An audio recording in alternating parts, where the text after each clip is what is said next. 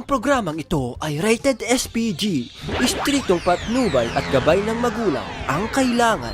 Maaaring may masiselang tema, lengguwahe, karahasan, sexual, horror o droga na hindi angkop sa mga bata. 好啦，冷静一下。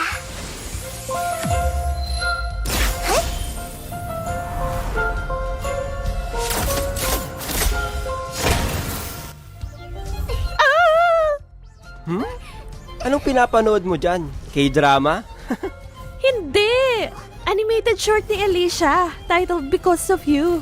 May bago kasing game patch, 6.0 version sa... Honkai Impact 3rd? Oo, tara, panoorin natin!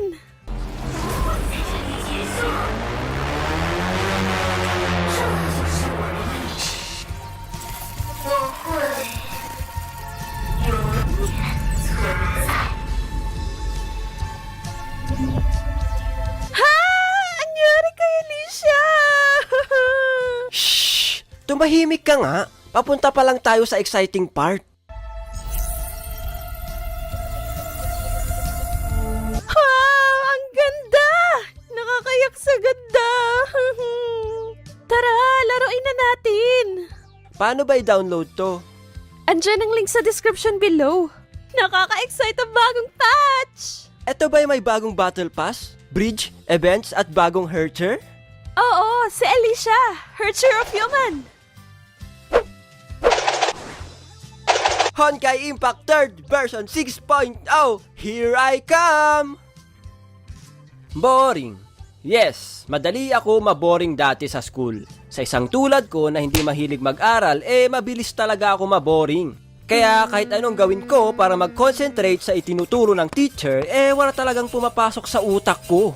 Ewan ko nga kung may utak talaga ako Gumagawa naman ng paraan yung mga teacher natin para hindi tayo maboring. May mga activity sila na pinapagawa sa atin para lang maging active yung utak natin at mag-focus sa itinuturo nila.